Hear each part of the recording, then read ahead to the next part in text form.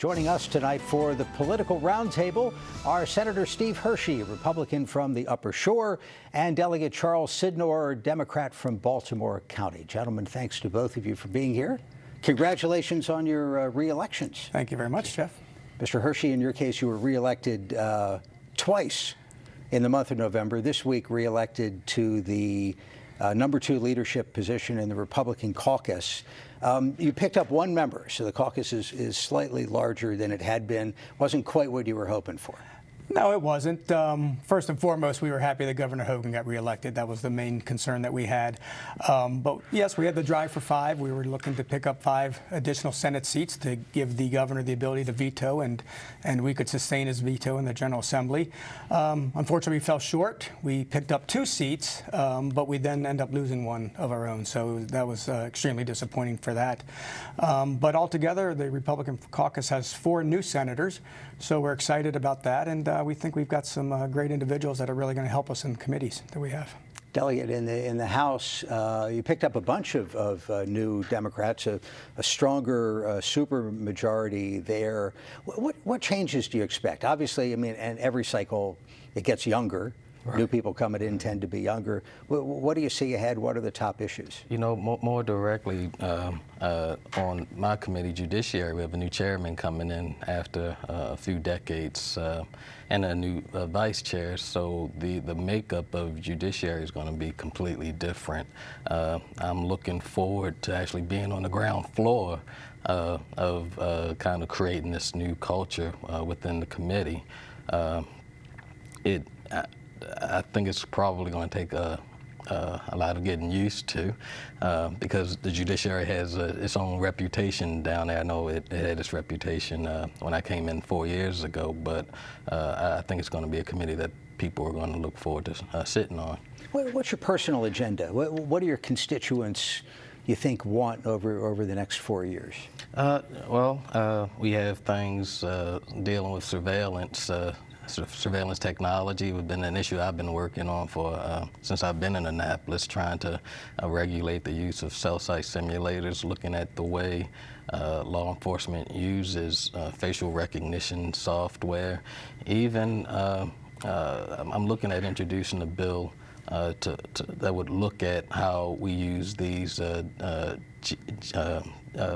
genetic databases, which it got a little bit of notoriety, I think, in California after the capture of an accused murderer, which I think was also used within the past month or so in Montgomery County. So right now the state is prohibited from using state databases to do these types of searches, but there's nothing to prohibit the use of private databases of this genetic material. Right.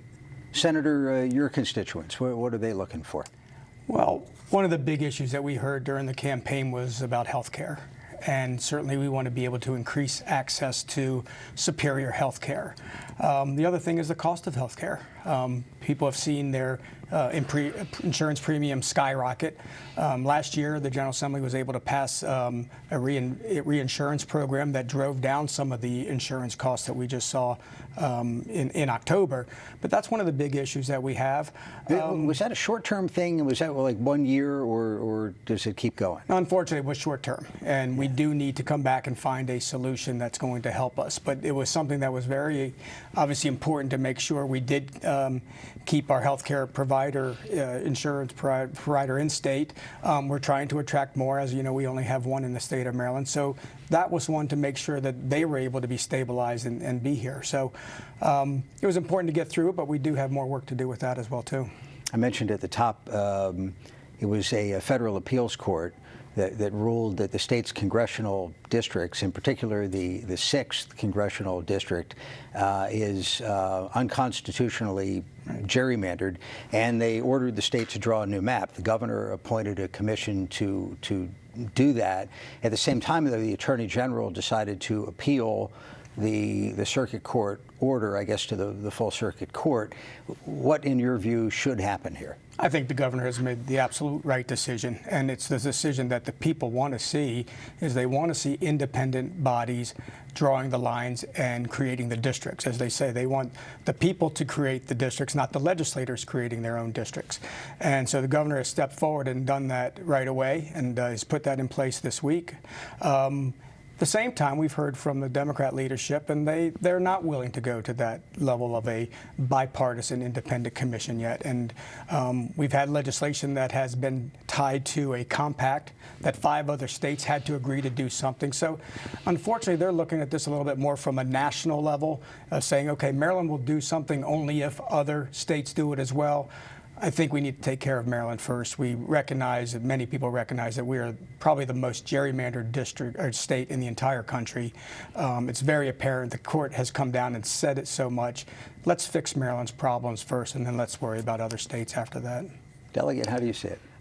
I see it a little bit differently, obviously. I don't think that what the governor is looking to do is wrong per se, but I think it looks to me, when you really look at the proclamation or the executive order that was passed, I don't see how he would expect to have a map given to the General Assembly on April 2nd for us to have 6 days to determine our congressional lines. I mean, it seems like a political ploy to me.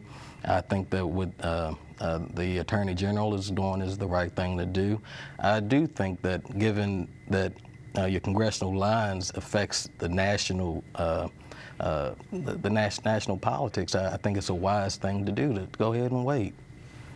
How do you read voters as a whole sending Governor Hogan back to the governor's mansion for 4 years, but at the same time, as we discussed, increasing the number of Democrats in the legislature as a whole?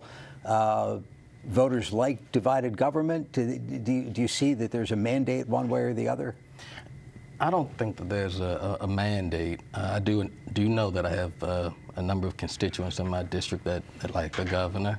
I tell people he's a likable guy. I've had a decent relationship with him. We just don't agree on a number of policy matters. When you look at how the election turned out, I'm still puzzled. We have a number of people who ran in other elections that had some of the same policy positions that our Democratic nominee had, and given the turnout, I mean, the Democrats did what they intended to do. We just didn't get the results that we wanted in the governor's race. Anything surprise you on Election Day?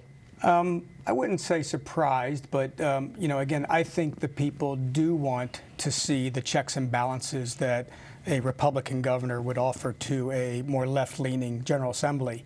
And we've certainly seen that in other states. When Governor Hogan was elected 4 years ago, we had Republican governors in New Jersey at the time, Vermont at the time, Illinois at the time, Massachusetts, very blue states. And what we've learned is that generally people do like to see their legislative body a little bit more left-leaning, but they want to see the individual that runs the state to be a bit more fiscally responsible, and I think that's what you've seen from the national level as well too. So again, we were very confident the governor was going to win re-election, but as Charles said, we were also a little bit disappointed in seeing some of our candidates that took the very similar approaches and stances on policy issues to not have been approved by the citizens. So that was a little bit unfortunate for us in what we were trying to accomplish. You couldn't go anywhere without seeing Hogan approved on a Republican candidate.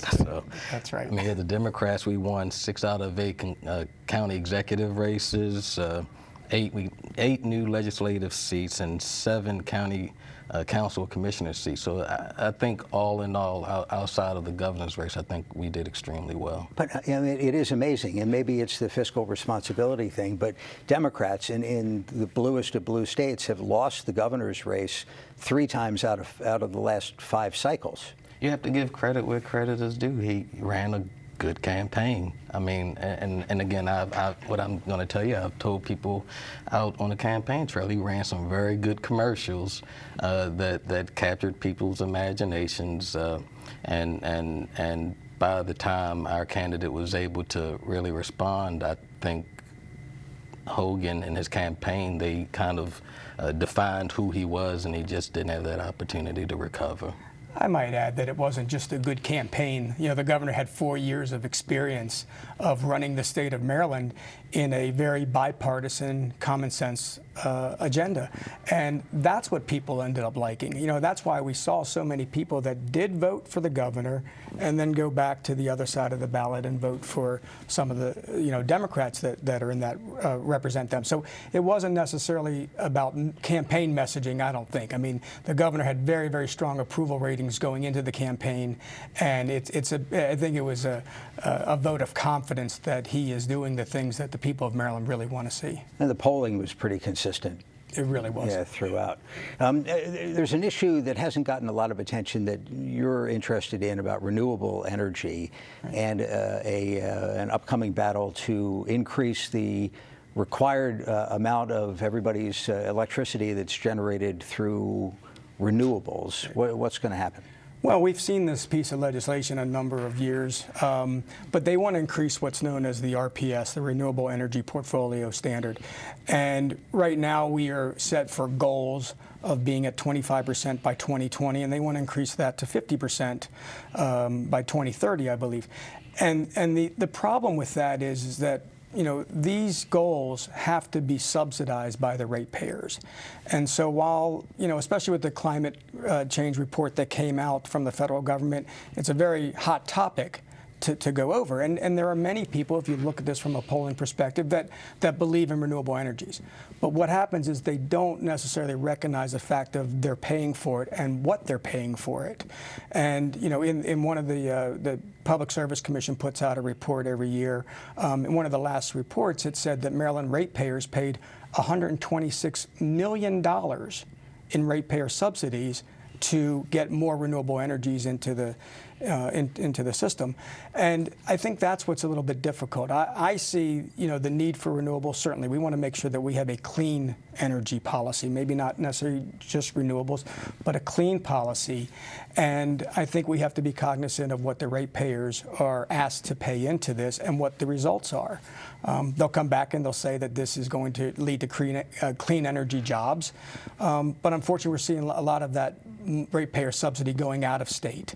And the other thing they want to come back is they want to increase the carve-out of solar. So everybody understands what solar is when we talk about renewable energies. We don't understand all the other sources that, you know, one of them is the incinerator that's in, you know, Baltimore City. Right. But solar, they want to increase that carve-out from 2.5% to 15%. Well, 2.5%, you need about 7,500 acres of land to get that much. You have a lot of land on the Upper Eastern Shore. Well, and that's the problem is that we're passing policies that we're not necessarily in agreement yet, but yet we're having to kind of stomach the burden on these big, massive solar projects. I'm down to a minute. Delegate, you'd be a vote for more renewables. Absolutely. Yeah, and is this one of those things where the legislature, Democratic majorities, will pass it easily, Hogan may veto it, and this is where your lack of 5 new votes will decide? Certainly would have been easier if we had those 5. But what I would say, all I can ask is I hope that the committees will listen to the other side of the aisle and some of the ideas that we have, and maybe we could get together with a compromise piece of legislation. Very good. Senator Steve Hershey, Delegate Charles Sydnor, thanks very much. Congratulations again. Thank you. Thank you very much.